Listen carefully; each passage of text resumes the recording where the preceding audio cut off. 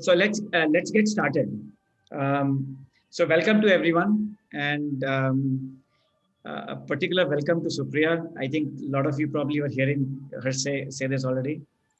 She is based out of the Bay Area, joining at 5:30 in the morning her time. So really can't thank you enough, Supriya, for doing this for us. A quick background for those of you who are new to the SaaS Talk session. These are meant to be a discussion, not a panel. And it's an important distinction I want to make. The initial idea was to have a few people around the table to discuss a topic. Of course, in the web format, there are only so many that can be on the screen simultaneously to properly discuss. What we do is we pick a specific topic, and these are meant to be by design functional topics. These are not sort of how we went from a 0 to 100 million ARR. These are meant to be that, look, if I'm doing outbound marketing, then to get it right, this is what you do. Our intent is to bring practitioners, entrepreneurs to come and discuss. Anybody can ask questions, anybody can answer questions. That's the other thing in this format. However, we do have an anchor guest with whom we set the tone for the first 10 to 15 minutes. And this time that is Supriya. Maybe I'll just give a quick background of Supriya to everyone. Supriya recently came on board as the VP of Product Marketing at WhatFix, which is how I got to know her, though my colleagues had known of Supriya actually much earlier. She interestingly comes from a rich background in product marketing. So she was the global head of marketing for InMobi as well. Interestingly, she has a background also in HR for 10, 11 years prior to that. Did her MBA from INSEAD and has a background both from LSR and social sciences in her past as well. So Supriya, welcome to SaaS Talks. And again, thank you. Let me quickly introduce a topic also. And I don't know if Trishna is there today on the call. But Trishna from Light Metric is the one who said that, can we have someone talk about positioning? Actually, that was the starting point for today's topic. And I thought that maybe let me just broaden that to product marketing for today's session. And the thought got triggered from one of the podcasts I'd heard at A16Z, where they talk about the fact that almost every SaaS company actually thinks too late about product marketing. Okay, Krishna is also listening. Thank you, Krishna, for joining. At least all the SaaS companies I've been part of, and Supriya, if I may say, including WhatFix, I think the notion of product marketing came very late to the equation. I think everybody understands we have to generate demand. There's a lead gen function. We have to close sales. There is a sales function. We have to build product management and engineering. But what is this product marketing? I think is just not clear to anyone. So with all that background, Supriya, I'm going to just, in fact, ask you my opening question is, what is this animal called product marketing? Because it's not sales, it's not lead gen, it's not product. So what the hell is it? Sure. Firstly, thanks, Alok, for the opportunity, and so happy to, have an opportunity to discuss with all of you and learn from all of you. So I'll answer the question, but a little bit of just, some points before answering the question directly. So again, in my experience, what I've seen, few things. Number one, no two marketing teams sort of look the same in two otherwise similar companies. And you can say similar based on B2B, tech, SaaS, but marketing teams rarely look the same. Also, there are a ton of marketing sub-functions. So marketing is expanding in this like crazy way where, like you said, you have, digital was all the rage, I would say 8 years back, 10 years back when people would talk about it, but marketing has so many sub-functions. And you are not able to use the same job descriptions for a role because titles and responsibilities of marketing are always changing, especially in the first, I would say, 5 to 10 years of an organization. And also because it's marketing, marketers are doing a lot of marketing about their own function and their own role. So there's a little bit of that as well, transparently, right? Like, oh, we like to give names to things. So demand gen isn't cool enough. We have to call it growth marketing. So there's a little bit of that aspect as well, which can sometimes just add a little bit of confusion. But with those disclaimers, at the core of it, I would say that there are three functions. If you had to simplify, there are three functions within marketing which one should pay attention to: growth marketing or demand generation, product marketing, and one large bucket, which I'm going to call corporate marketing, which has a lot of other stuff in it as well. And to talk about what is product marketing, I'll spend a moment on distinguishing between growth or demand gen, right? So what is really growth marketing or demand gen? It's all about, where you launch, track, and optimize programs and campaigns across multiple channels to move prospects and customers down the funnel. That's the sort of broad definition. What do you really own? The growth marketer owns quite a lot of stuff, actually. They own all distribution channels, and distribution channels can be digital, physical, events, social media, so all, it could even be PR, but it's distribution channels. They own inbound, they own website ops, the marketing tech stack, A/B testing, marketing analytics, often also the ad budget, and some sort of a relationship, ABM, which is another new fancy marketing thing, and even the relationship with SDRs. Sometimes SDRs lie within marketing or BDRs lie within marketing, but in some way, a relationship with that. Right. So that once you've sort of cornered off what is growth marketing, now I can talk about, so what is product marketing? So product marketing as a definition is about communicating about the product and its benefits to your audience. And now you can expand on all of these words. What is communication? Who is your audience? And how do you define your product, right? That will give the uniqueness for what is product marketing in each company. And another core aspect of product marketing is really liaising between the product organization and the go-to-market functions. And go-to-market functions are sales and marketing, and maybe customer marketing if it lies separately. And what does product marketing own? Product marketing owns messaging and positioning, and we can talk a little bit more about what that is. They own the process of providing customer feedback to the product organization. They own this relationship, like I said, between product, sales enablement, content. They also own, ideally, pricing along with finance and ops. Right. And competitive analysis, right? Like who's looking at competition, and product launches, right? That's a little bit tactical, but still product marketing will own product launches. And going back to, Alok, how you started that, why does this come as an afterthought, or why isn't this there right in the beginning? My own, again, I'm just talking from what I've seen, is that it's happening. Product marketing starts happening the day somebody decides to build a company, right? And they start writing code the first time, and they think about a customer problem and they say, oh, there's no solution. You start doing product marketing at that moment, right? Because you're trying to say, oh, there's a customer problem. I'm going to have a product, and I'm going to tell a story about how my product is going to solve this problem, which hasn't been solved by anybody else, right. And how the product or the solution that I'm building and talking about is different than everything else that exists. That's exactly product marketing. It happens from pretty early on, but depending on how companies have grown, and different companies have grown in different ways, it could sometimes be the technology co-founder who's actually, quote unquote, the product marketer, because he or she is actually, really pushing on, this is what this product does. They are making the pitch. They are influencing that story. Right.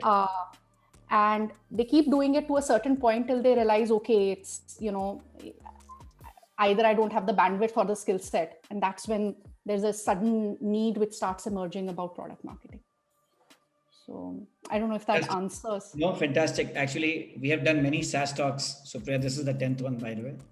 Okay. I don't think too many people have given such a coherent answer to the function as you have given. and it's just nice to sort of hear you describe product marketing in a non-buzzwordy fashion in a very plain and simple way. Uh, I'm actually going to ask you a few more questions, but in the meantime, I actually do want to tell everybody that please feel free to raise your hands from now onwards. You don't even have to wait for my questions. Raise your hand. We can bring you in here on the panel to ask the question, or you just put your question in the Q&A panel, whatever you are more comfortable with, that's fine. We'll pick it up. I also want to introduce Sachin.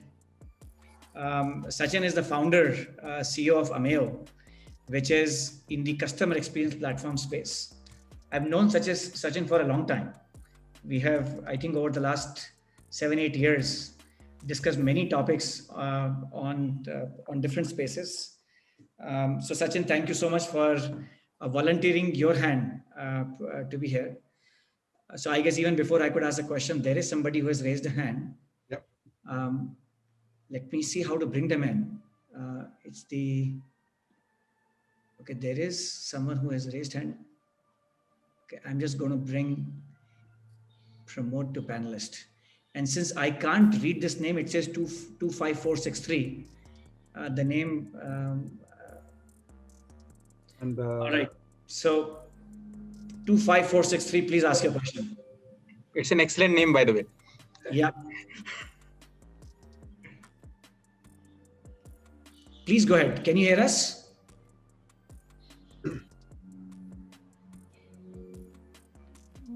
Okay. He's on mute. I don't know. Yeah, I think he might be a bot. Alok, you don't know these.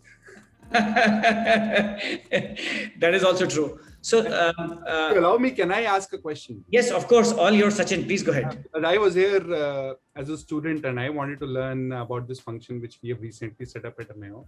Supriya, the initial team, right? And I think you were right. When the very early days, it's the founder who is picking up and doing that task, founder or the product lead, whoever it is. But who are the initial first 2-3 members, and what is the direction that you give to them, right? If they are non-founded folks, what is it that they're supposed to do? Is it you tell them you are responsible for this, start executing? Is there an output that you start looking at? What's that initial team that you form is the first question I have on my head. Right, Sachin. And you're talking about initial team from a product marketing perspective or That's overall correct. product? No, product marketing. I'm assuming that somebody, and the caveat is we might be late, but we have already formed the demand function. There is a good inbound function, but there is no sort of one team which owns messaging and positioning and the licensing between product and GTM teams, the way you described it very beautifully. But what's that initial goal that you give, and what kind of people do you bring in on the team? Right. So again, I'll answer it first a little bit theoretically and then more pointed. But if you were to have the choice, it's good to look at sort of in marketing to look at people who are hybrids. So your first choice is first choice ideally could be try to hire a combination of a product marketer and a growth marketer. That will be a really good sort of initial hire. And a hybrid basically means that they are very good in something and good in the other thing as well. So they're an expert in one of those areas and very competent in the other area, right? Your second choice could be a combination of content and product marketing. So content marketing and product marketing, and content is all about storytelling and writing, somebody who's much stronger with words than necessarily the product marketer. So if you have a choice, try to hire a person who's a hybrid sort of a person. And I mean, the reality is that finding somebody who is really, really good in product marketing, content marketing, and growth marketing is pretty hard. It's quite hard. And the more and more, even the trend that I'm observing is that organizations, even bigger organizations, are more stable organizations are now having two sort of marketing leaders, growth and everything else, right? So you can have growth and corporate, or growth and CMO or whatever it is. But these things are becoming slightly, it's difficult to have one person who's really good at both things. So that is one sort of, like I said, a slightly theoretical approach. Now, your second part of the question was also that what do you make them accountable for? It'll depend a little bit on the person and the strengths that they bring in, like the hybrid person that you're bringing. Like if they have done product marketing in the past in whatever shape and form, they'll have a little bit of understanding of the process. And, like I look at product marketing, there's sort of 5 key areas, right? There's a discovery phase where you really focus on market intelligence and competitive intelligence. Then there's a planning and strategizing phase where your responsibilities are about user persona identification, use cases, buyer persona, messaging for each of these, and pricing. There's a third phase, which is all about enabling and growing. So enable your sales team and help and partner the marketing team. And then there is a continuous improvement kind of a phase, which is all about customer listening, win-loss analysis, and so on. And there's also like product launches. So I would say that what you should ask the first hire to do is like these phases, which I told you. If you feel that you have gaps in one of these phases, like the biggest one is that you're constantly running after competition. You don't know and you need somebody to focus on that, give that as a key priority, and tell them to build processes for all the other things. Or if you feel that no, it is about actually liaising with sales and marketing, so you can make one thing a priority, and over the next 6 to 12 months, tell them to build on the others. That can be, like I would try and do that actually in the initial stages. Does that make sense, Sachin? Does that help? Yep. No, this is Actually, again very, very nice framework to think about it. I think Alok was also resonating that. Alok, go ahead. Yeah. No. I was so many questions have popped up, Supriya, in these last few minutes. It's not, but I first want to give the chance to the lady on the call here. Sorry, I don't know your name because it's showing a number 25463. But if you can hear us, please go ahead and ask your question.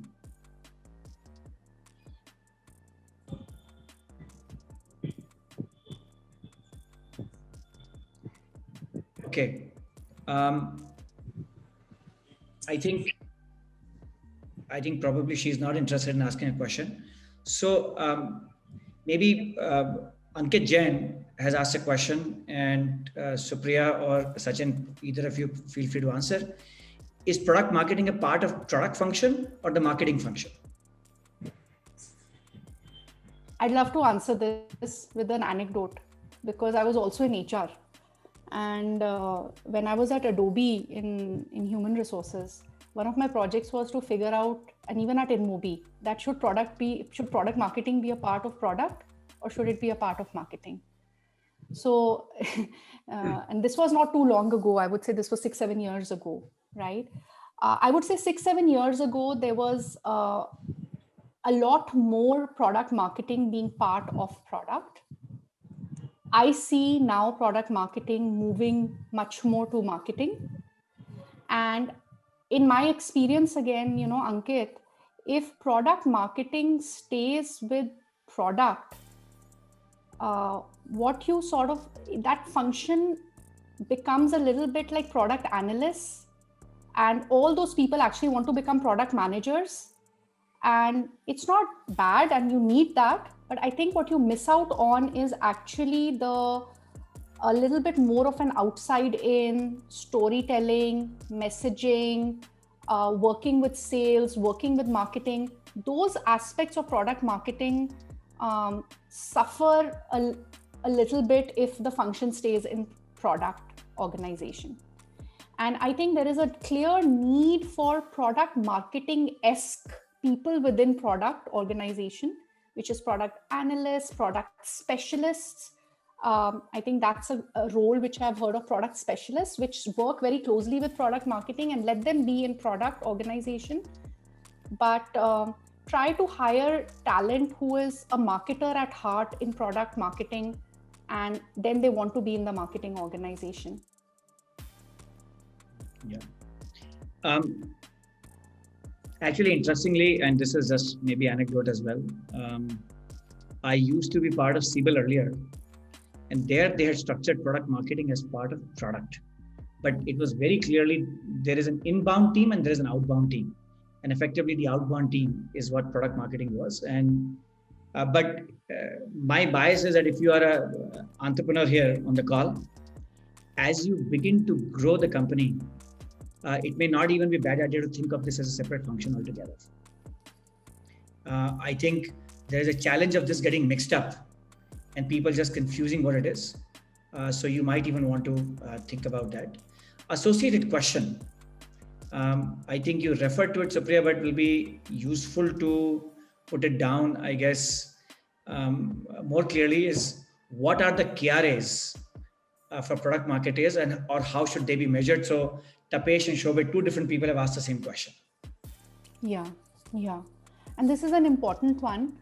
And again, you can think about it when I spoke about those phases. And if you think about those phases, the KRAs will become a little clearer as well. So I'll share some KRAs, but I will also say that putting more than 3 to 4 real KRAs for any function is like sort of not giving them a KRA. So you'll have to pick depending on what is important. But the KRAs will be around 3 areas again, right? So around revenue sort of areas, product adoption areas, and I would say customer areas. And if you think about this, within revenue as an area broadly, ideally for product marketing, you can have win rate if you're able to measure it. It's a really good metric. Everybody's talking about it these days. Most more stable product marketing organizations will have this as a key metric. So win rate. You can actually have a revenue goal as well, depending on, again, the stage at which you are. You can give a clear revenue goal to the product marketer. So those are your revenue KRAs. Then you have your, a very important one is a market share KRA, because I don't think anybody actually in the organization has that as a KRA. So that's a very unique one typically for product marketing. And you have to find a way to measure it, but having a market share KRA is important. Your product-esque KRAs are anything around like what product is trying to drive, adoption of a new feature, what's it called, like existing customers adopting new features, etc. So all those kind of KRAs. And then, like I said, your customer kind of KRAs, customer happiness can be measured in any way, whatever you are doing. So you might be doing surveys, you might be having an NPS, you might be doing exit interviews, whatever you are doing with your customers. Some of those KRAs to be with product marketing is also always helpful. Another, I just want to mention here that customer marketing as a function itself, especially in SaaS, is another interesting one. That where does it lie? Because it can lie within marketing, like the growth function, or it can lie within the product marketing function. And especially if it does lie within product marketing, then all your NPS kind of KRAs become even more important for product marketing. And Supriya, just to add to your comment, I actually strongly feel that customer marketing should lie in product marketing. Because the role that customer marketing, and again, maybe I'm misunderstanding what you meant by customer marketing, but one of the biggest assets in general, when you buy software, you don't know what will come out of it. You are buying a promise. And one of the best ways of converting your pipeline is to actually use your existing customers to convert them, right? So at least in sales, very often we would be told that, look, begin with a reference, actually, the sales cycle. So it's not just to build a pipe, which is what I guess you were referring to as a growth marketing. But I think throughout the sales funnel, customer marketing actually plays a very critical role. And again, for whatever it is worth, my bias will be that customer marketing should therefore lie in product marketing than anywhere else in the organization. Yeah, no, absolutely. And things like, retention of customers, expansion of your product suite with your large organization, who are existing customers, those are such important aspects in SaaS, especially and they're linked to like you said, to the effectiveness of your product. to the delivery on the product promise. That's why a customer will continue to stay with you. And that's why product marketing can really, really, influence and make an impact. One comment to all the people attending. I see that a lot of you are putting the questions in the chat. Actually, it'll be easier if you post it on the Q&A window, so I'll be reading these as well. It's just that there are too many screens right now to pick questions from. Two very interesting questions, different flavors. I'm going to begin with one and then follow it up with the other one that have come on these Q&A panel and chat. So the first one is from an anonymous attendee that says that, Alok, you mentioned about the A16Z podcast at the start of the session, that many SaaS companies start product marketing at a later stage. I'm an early stage founder, and I want to understand at what point should the company start product marketing as a separate function? At an early stage or a PMF stage or a go-to-market fit stage? Excellent question. Whoever asked this question. So, and Sachin, you can also answer. I mean, so. I can actually tell you that I started this function. I've been exploring this function for the last 2 years in various formats. First tried aligning it with content, obviously didn't work. Today, it's a separate dabba within marketing, the way I look at it. I think pre-product market fit here, it is too early. And I'll be prescriptive, but take it or leave it kind of thing. But pre-product market fit, I think founder is doing most of the stuff here. So you don't need a function. But at some stage, you realize that your messaging needs to be controlled. Your sales development is talking a different language. Your sales is talking a different language. Your case studies is talking a different language. What is really my value proposition as a founder? You suddenly feel, why do we sell, right? So you then need somebody to sort of bring it all together and say, here is our primary messaging for this product, for this segment, for this geography. This, I don't know how to define that stage, but at some stage as a founder, you will start realizing, I don't know what is exactly working, what is not working. What is my sales saying? What is my sales development saying? Is it coherent or not? I think that is one trigger.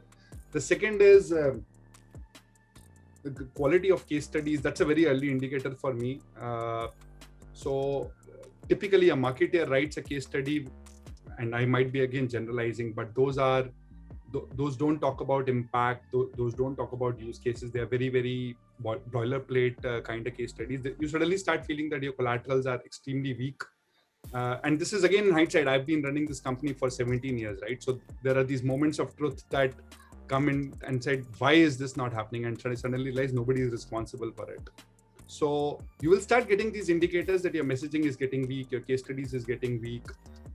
Any new feature, you're not seeing it on the website, right? Because it doesn't impact SEO. Nobody cares. The growth guy doesn't care whether the new feature is on the first page or not. But that's what you want to say.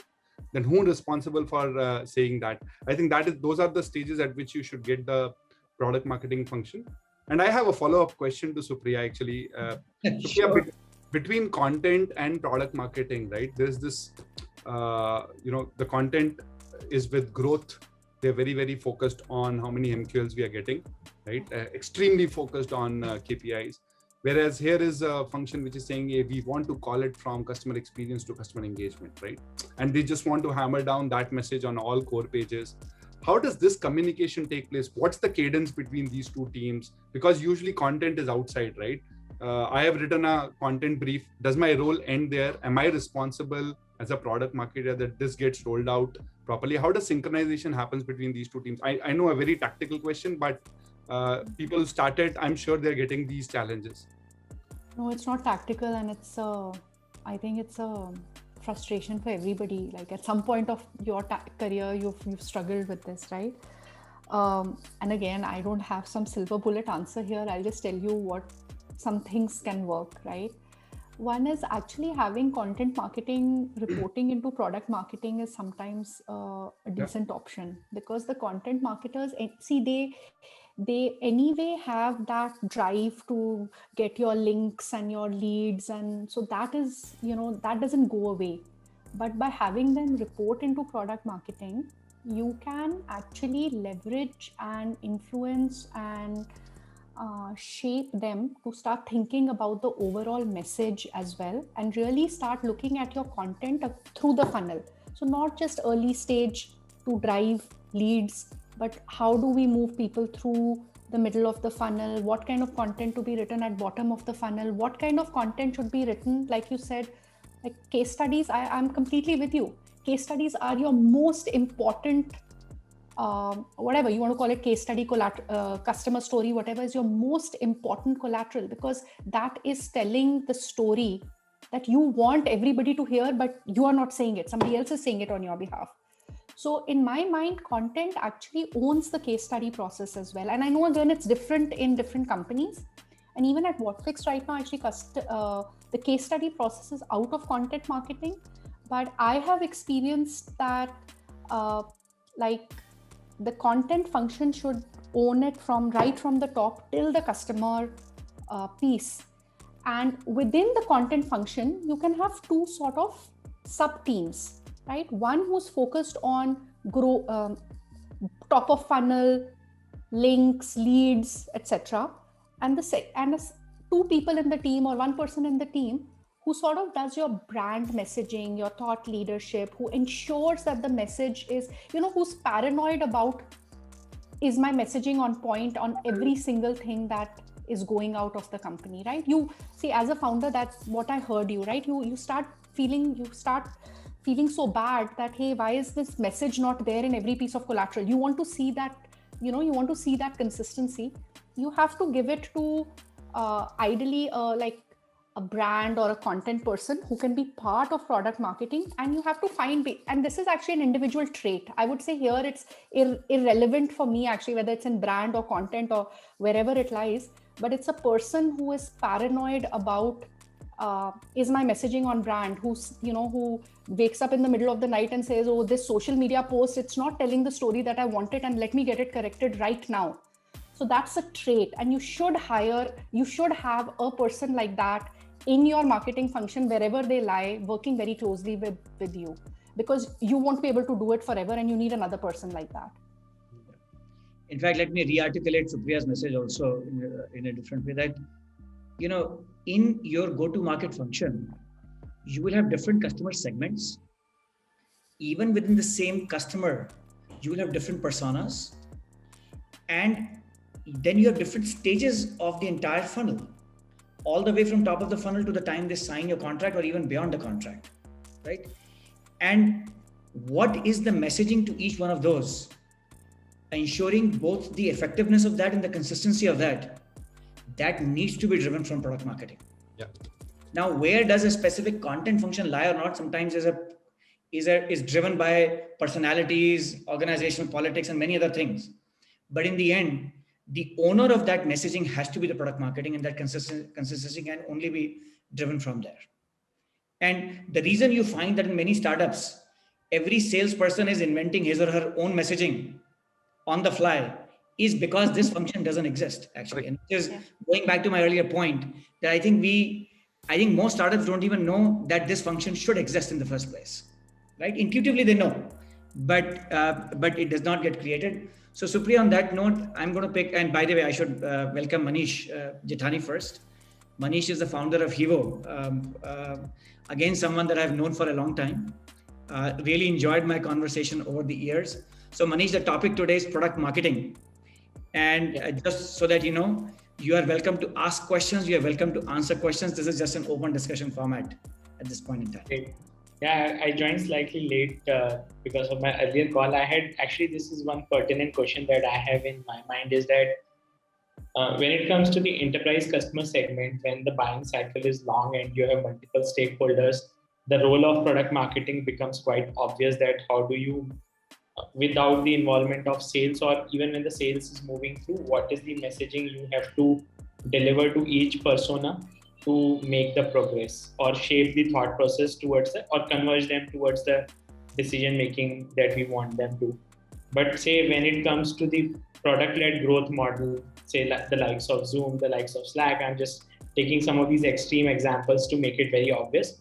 What role does the product marketing really play? Because there the decision making is not as complex. It's reasonably straightforward that you have a product, you want to experience the product, you sign up. If your experience is great, you will use it, and then you will, as a user, evangelize it. So what role does the product marketing play in this type of products?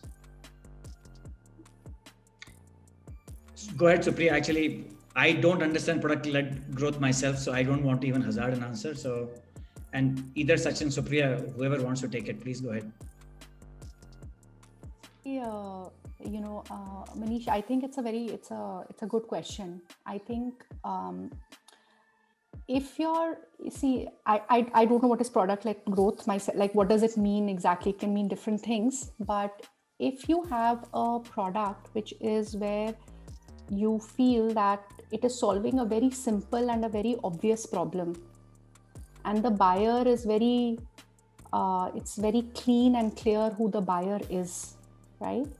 Then what happens is that you as the founder or whoever has already made this pitch, and that pitch is not changing. I think Sachin answered this earlier as well. When you are seeing that whatever the salespeople are selling is staying consistent, right? Then that means that you have a really strong product market fit. Your messaging is staying consistent.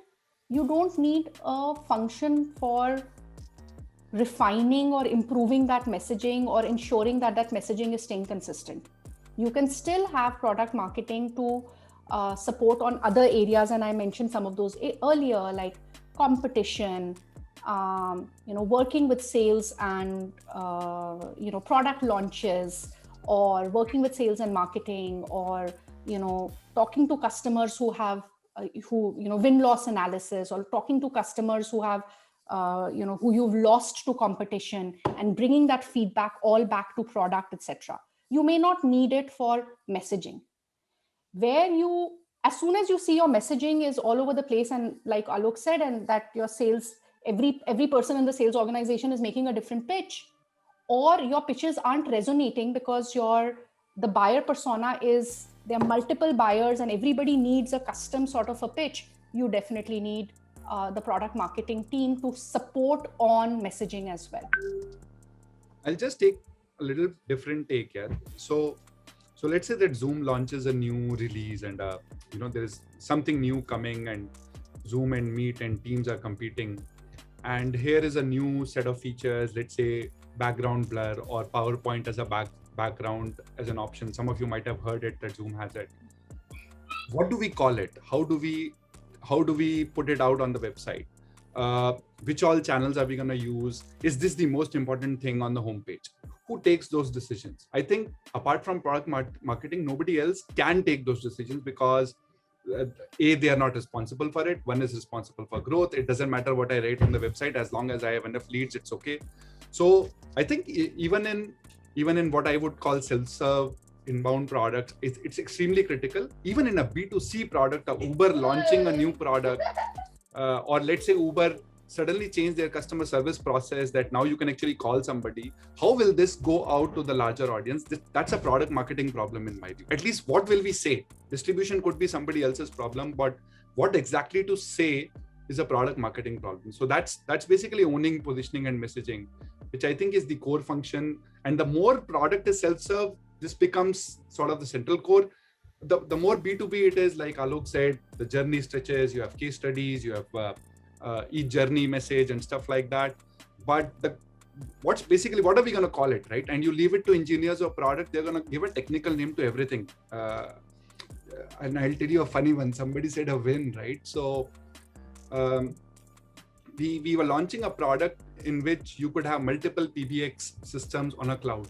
And somebody in product called it tenant management system.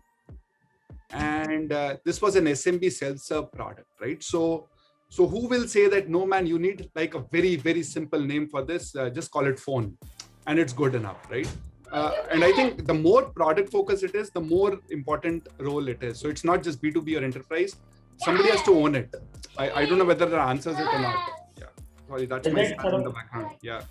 Does that overlap with the product as well? Because a lot of times I've seen product, like when this feature was conceptualized, it was the product team which goes and talks to the customer, understands their terminology, coins the term that why the customer needs, what will the customer like, this whole the journey of the user is typically owned by the product manager? Do you think there is going to be an We overlap? discussed this, I think, the first or the second question while you were not here. It Fine. could be, I think there could be overlap. Supriya also mentioned, Alok also mentioned, but and there seemed to be that, it is better that there is a communication function which is only responsible for this across channels. It's not a one-time problem of naming it. It's also making sure it's out there on the website. It's out there in all our collaterals. It's out there in all our communication ads. So it's very close to marketing, right? The more your B2C ads would come in, is the same message reflecting? Who's going to approve it, product or marketing? So product marketing most likely seems to be the right role. But again, all these are ab initio observational things. I am not sure whether that's how Slack does it or Zoom does it.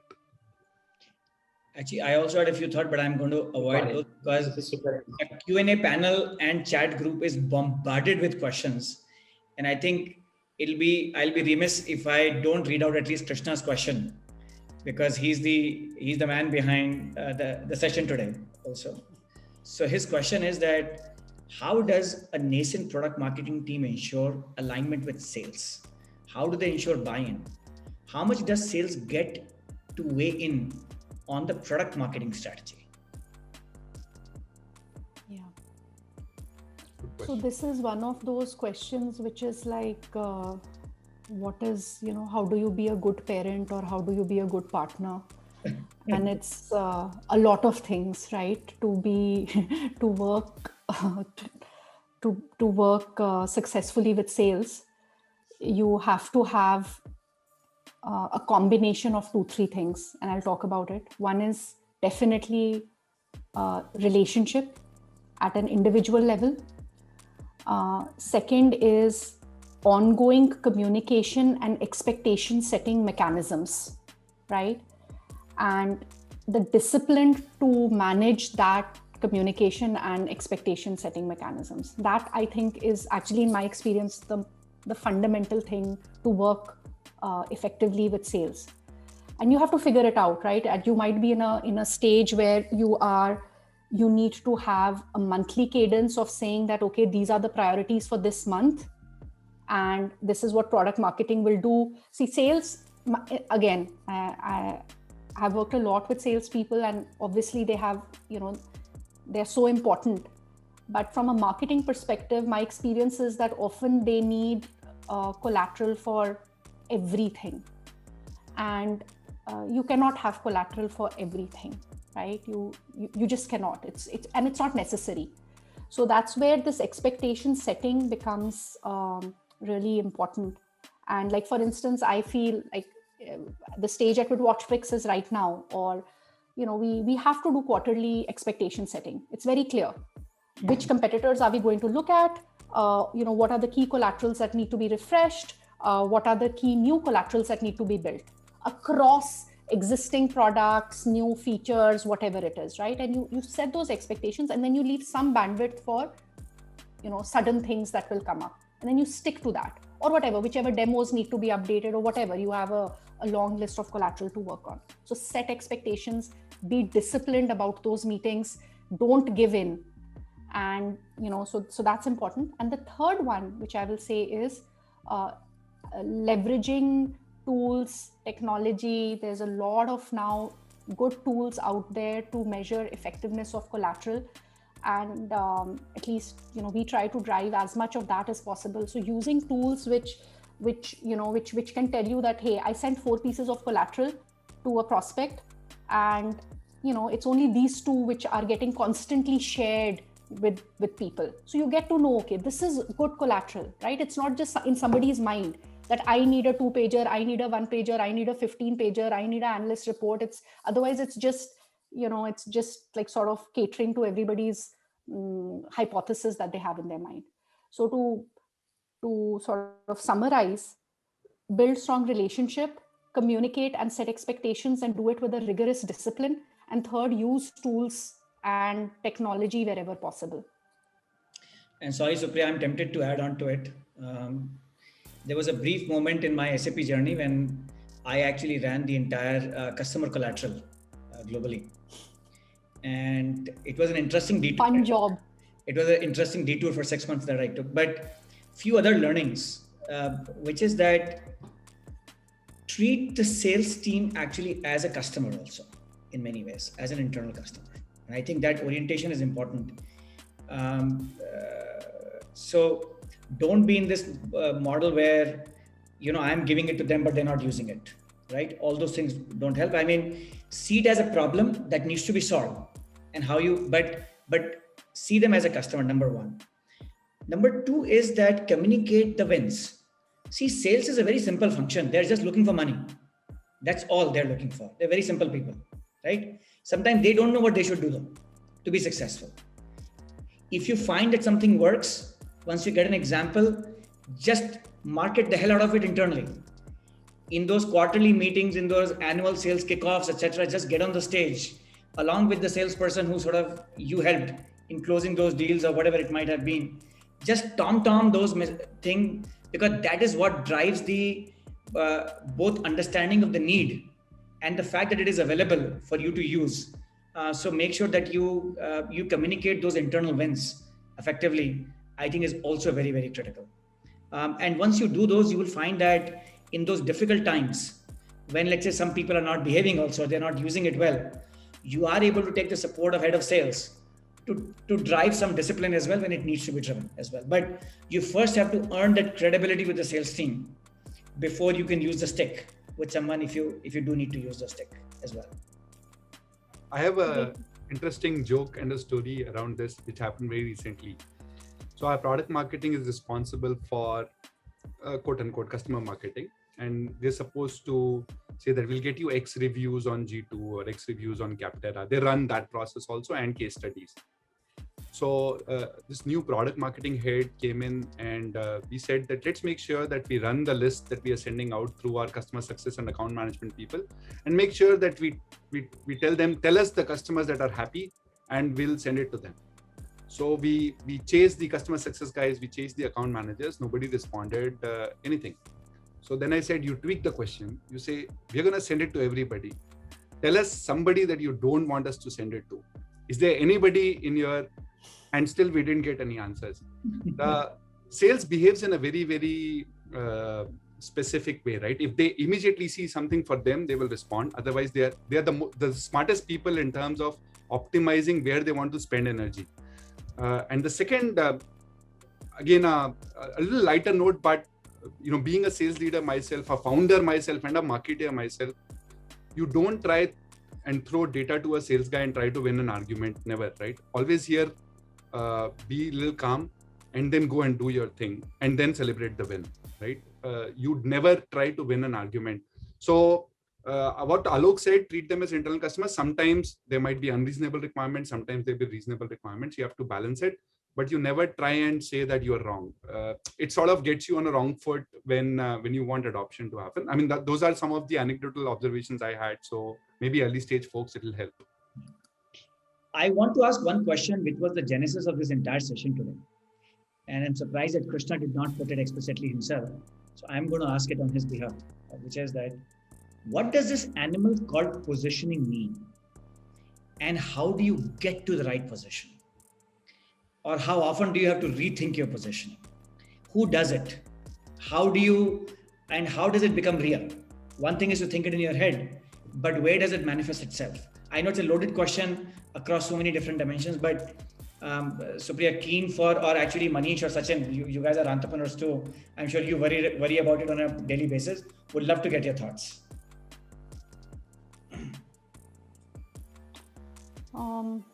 I'll share some initial thoughts. So again, it's a science and art question. The science part of it, you can look at 3-4 parameters when you're looking at crafting your positioning, right? What customer need is your product or solution solving? Are you differentiating yourself? So it's basically about differentiating, right? And trying to sell your product or solution vis-a-vis others. So what customer need is it solving, or what problem is it solving? Is your product or solution from a quality perspective better? Is your product or solution differentiated from competition in very clear or specific ways? Is your product or solution differentiated in terms of price? Is your product or solution differentiated in terms of use or application? So you can keep these sort of like points in mind while defining your positioning from a, like I said, the science part of it, right? Now, and then depending on the complexity of your product, you have to answer these questions for each. You have to understand the buyers and the users. Sometimes the buyers are different and from the users. And when that's the case, you have to have a positioning which resonates with the buyer on those aspects, and a slightly modified version of the positioning which resonates with the user on those aspects. And then it can get complicated depending on where you are selling, markets, whether you're selling a whole product suite, whether you're selling to enterprises. Then it just keeps getting further and further complex as the organization grows. Now, this is, like I said, if I would to start from first principles, this is how I would approach positioning. And there's a second part to this, that, how frequently, very frequently. And again, it will depend a little bit on your context of how competitive your space is, right? Because if it's very competitive, basically what's happening is you say something today, your competitor will say it like 2 months later, 2 weeks later. You're either building something or you're saying it differently. So it's a fairly like ongoing process. Not that you're tweaking it all the time, but you're listening for it all the time. It's only powerful actually when you don't have to tweak it for a reasonable period of time, because that's how it becomes consistent and it's resonating. But it may take time for you to reach that stage where it, you don't need to tweak it as frequently, and it's resonating more and more either with buyers or with users. Manish or Sachin, any addition to that? Alok, this is one area that I feel the Me Too category and not category creators, they really, really struggle with, right? So if you are one of 10 solutions, 5 solutions, 2,000 solutions out there in the market, you could still actually differentiate. So I'll give one example by positioning. I meant so Zoom was an early video call, and it basically beat WebEx and everyone hands down, right? And it was essentially convenience, quality. So there are these names that resonated, free. And then suddenly somebody figured out that security is a whole, and here is Teams that came in and took that positioning of a safe conferencing system. So in my view, what people talk about your product or messaging is what positioning is, right? So what has stayed in their head after everything else has gone in. So Zoom is fast, clear, whereas Teams is safe. And those are the positions that they took. So if you're an enterprise or a school which is worried about privacy, you end up taking Teams. If you're a freelancer, you end up taking Zoom. And these two have different positions. It's going to be very, very hard for either of them to now change it. But for what Supriya said, so it's not just about communicating features. It's also about taking some bold stands. And Alok, I'll give you an example, something that you will understand really well because you had invested in such a company. So we launched a product called Video KYC, right? This is a new offering. We were not known for a video KYC product. Video KYC is basically you onboard customers on video. And we said, what unique can we say? We are a contact center traditional player. How do we position ourselves against a Synzi or a Itfi, who are these young AI startups who are saying we can do? And we took a very, very strong stand. We said standalone KYCs, they don't allow you to do the whole onboarding. So we'll help you reduce drop-offs by 20% against standalone KYC solutions. We are enterprise ready because we have an experience of 2,000 plus customers. So we differentiated ourselves. So here's a young startup which is saying, here is my AI ML KYC solution, and here is a I would not want to call myself startup anymore, but here is a company which has experience in delivering an enterprise, understand enterprise delivery, security, flexibility, which is saying that we have something which takes care of the whole stack. Now that's a positioning, and we did a very conscious step there. And defined our positioning, and that worked for some of the large companies where they said, we like their product, but it's a little risky, so we'll go with you. So these are calls that you're taking every time you're doing a launch or a release launch, that what is it that you want to call it, and should be driven by, is your messaging sticking in the market or not? Are you just another XYZ, or this is what they are good at and this is what they are not? So you have to continuously keep doing this for the mindshare to be occupied in the prospect side, in my view. Yeah. I'm also tempted, even though I asked the question, I'm also tempted to add to the answer also. So with a lot of founders, at least, I feel that one, positioning sometimes gets confused with taglines that you use. That tagline is an outcome of a positioning. It is not the positioning, right? Yep. That is copywriting, messaging, etc. that you do downstream, and that will reflect in different channels differently. But to me, good positioning should answer, and Supriya talked about all of them, but it should answer 6 questions. It should say, we are which means what category are we in, right? We are a CRM, we are a this, whatever. It needs to put what's the category. That provides what's your product, what's your offering. It needs to talk about that.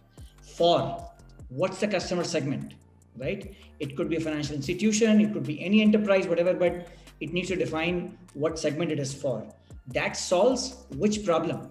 So it needs to say, which problem am I solving? Delivering, what value does it deliver by solving that problem? And lastly, it needs to say, unlike your competition, what is differentiated about you? So at least a good positioning, and this is not I don't mean that that's what your website will say. Internally, within the management team, there needs to be clarity on these 6 parts of positioning, needs to be very clearly articulated. And I think very few companies, forget startups or non-startups, have clarity on what those 6 things are for them. And different people make their own assumptions for each one of them. Alok, actually, that's an amazing framework. I actually think that, it's, isn't it easier when you are like really like young, early, to be able to define this? Because as you imagine Microsoft or somebody trying to make that, then you go into, we are changing the world and all of that, because you are so so broad. So actually doing this when you are starting is, and if you do it like the way that you said, you can actually answer that, you can make that statement, because it's narrow, it's sharp. Later on, is when it becomes harder. Very true. And it becomes harder and harder and harder. Right. I'm so sorry to all the people who have asked so many questions that we could not get to. I mean, I see like a massive list of questions which we couldn't do justice to. Arpit and I are thinking of some other format in which we can answer questions that have not been answered during the hour also, but until we figure it out. I do want to thank Supriya, Sachin, and Manish for joining us today on the screen, and all the people who attended, asked all the questions. Hope it was useful. At least I loved just listening to the discussion, and your initial part, particularly Supriya, where you just articulated what does this animal mean. I think was super, super useful. Thank you so much. Thank you guys. Thanks, Alok. Thanks for this initiative. Thank you so much, everyone.